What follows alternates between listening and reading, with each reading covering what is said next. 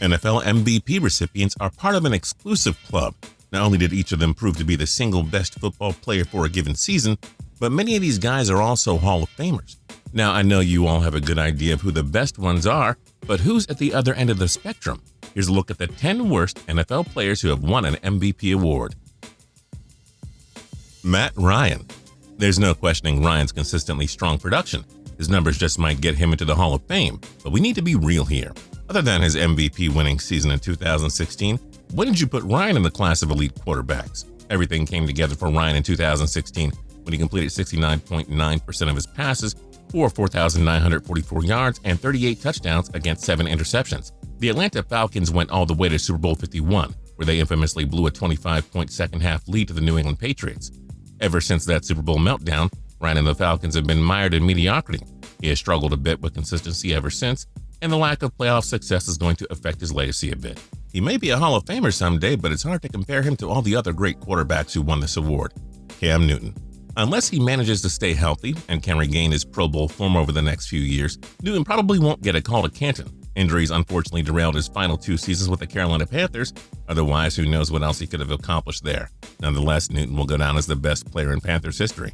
The dual-threat star led Carolina to 4 berths, 3 NFC South Division titles, and a Super Bowl 50 appearance. In 2015, Newton ran away with the MVP award when he threw for 3,837 yards and 35 touchdowns to go along with 636 rushing yards and 10 TDs on the ground. That paced Carolina to 15 wins and an NFC Championship victory. He regressed in 2016 as the Panthers declined while posting a 6-10 record. He was hampered by injuries in 2018 and missed most of 2019, leading to his release in the 2020 offseason. Newton was a top 10 quarterback for a few years there in Carolina, but the longevity and consistency just won't be on par with most other MVP-winning quarterbacks, who are currently in the Hall of Fame. Rich Gannon. Gannon was an ultra-late bloomer who didn't break out until his age 34 season with the Oakland Raiders in 1999. That was under young head coach John Gruden, who got the most out of Gannon in his West Coast offense. 99 marked the first of 4 consecutive Pro Bowl selections for Gannon. His best season came in 2002 when he threw for 4,689 yards and 26 touchdowns and just 10 picks. The Raiders advanced to Super Bowl 37, where they lost to Gruden's Tampa Bay Buccaneers. 2002 marked the last full season of Gannon's up-and-down career. A shoulder injury limited him to 7 games in 2003. He played 3 games in 2004 before he suffered a career-ending neck injury. Gannon was a solid quarterback during that 4-year run with the Raiders, but as is the case with Newton and Ryan, you just can't put him in the class of all-time elite quarterbacks. He was mediocre at best with the Vikings and Chiefs before he joined the Raiders. Boomer Esiason. Continuing with the quarterbacks, Esiason was a 4-time Pro Bowler who sits 3rd all-time in passing yards and passing touchdowns for the Bengals franchise. But Esiason was quite frankly not an elite quarterback by any means. Over his 10 seasons with the Bengals, Scythe only had a 56.5 completion percentage. He had 187 total touchdowns against a whopping 131 interceptions. He won the MVP award in the 1988 season, tossing for 3,572 yards and 28 touchdowns against 14 picks.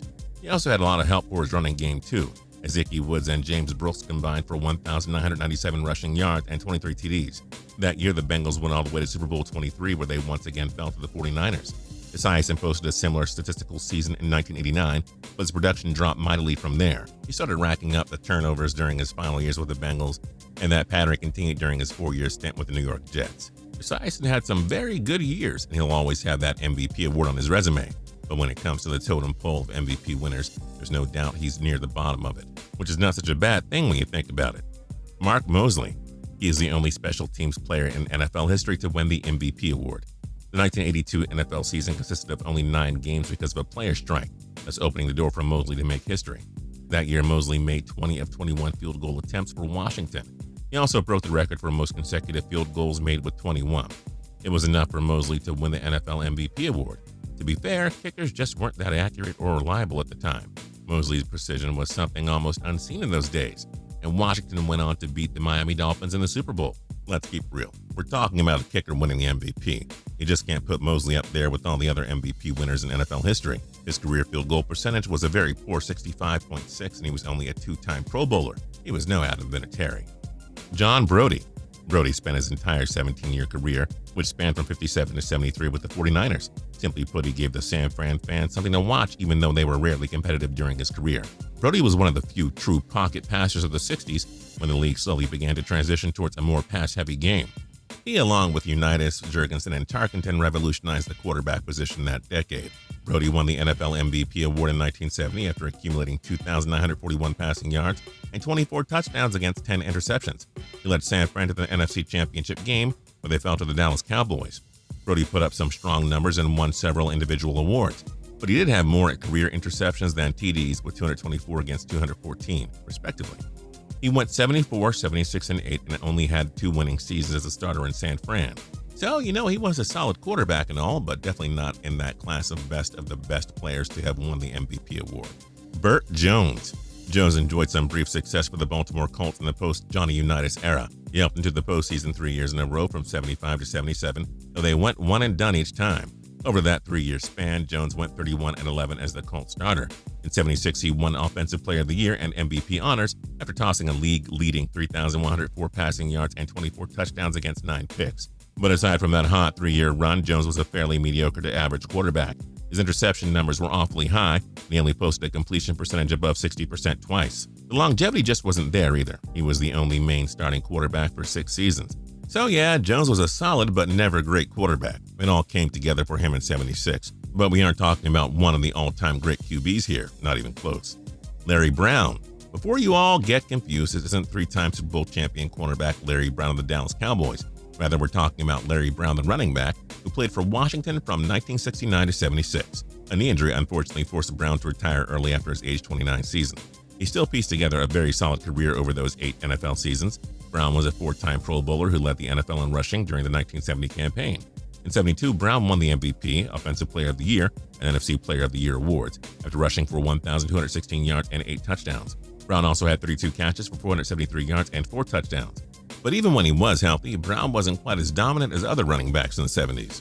Brown only hit the 1,000-yard rushing mark twice. He never once hit double-digit rushing scores. He also struggled with ball security, fumbling 40 times during his 8-year career. Again, we aren't taking away anything from Brown here. He won the MVP in 72, sure. But he's not in the Hall of Fame, and he wasn't one of the absolute top-tier running backs of his era. Shaun Alexander. We hate having to put Alexander on this list, but every other running back who won the MVP not named Larry Brown has or will be inducted into the Hall of Fame.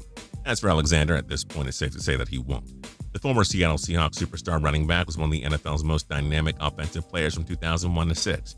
We need to keep in mind, however, that there were so many great running backs in those days, and it obviously helped playing with 2 Hall of Fame offensive linemen in Walter Jones and Steve Hutchinson. Alexander won the MVP in 2005 after rushing for 1,880 yards and 27 touchdowns. His 28 total TDs were a single-season record until LaDainian Tomlinson broke the record by posting 31 1 year later. Alexander's heroics got the Seattle Seahawks to Super Bowl 40, where they lost to the Pittsburgh Steelers in a game mostly remembered for its terrible officiating, which many believe cost the Seahawks the game. So Alexander won the 2005 MVP and Offensive Player of the Year honors. However, he only earned 3 Pro Bowl nods and only led the league in rushing once. Injuries prevented Alexander from hitting 1,000 yards in 2006 and 7, which turned out to be his final 2 years in Seattle. He played his final NFL season for Washington in 2008, though Alexander only saw 11 carries for 24 yards. Alexander was one of the many stud running backs of the 2000s.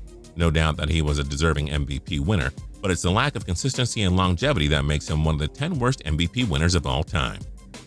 Brian Scythe. Scythe was the Cleveland Browns' main starting quarterback from 76 to 83. What's the best way to describe his tenure there? Inconsistent or up and down are just a couple of ways to put it. Scythe did a lot of good things with the Browns. He helped them reach the postseason in 1980, ending an 8-year drought. That year, he took home MVP honors after throwing for 4,132 yards and a whopping 30 touchdowns. And that was a lot in those days. That was good enough for his only Pro Bowl and first-team All-Pro nods, too. Scythe wasn't quite a one-year wonder because he had several other productive years, but he was never close to being that dominant again. He struggled immensely with ball security, tossing 149 interceptions in just 125 appearances. Not only that, but Scythe only averaged over 200 passing yards in 4 different seasons. You can say he was above average and all for the most part, but we aren't talking about someone who was consistently in the MVP discussion. Everything just seemed to go his way during that 1980 season. But the Browns actually got a lot better when Bernie Kosar became their new starter in 1985. Who knows, maybe Scythe was actually holding them back all along. Who do you think is the worst NFL player to have won an MVP award? Let us know your thoughts in the comment section down below. If you're new here and you haven't subscribed yet, now's a great time to do that by hitting that subscribe button down there. If you liked the video, then hit the like button. We'd really appreciate it. So until next time, tune in to TPS every single day for more cool videos. We'll see you.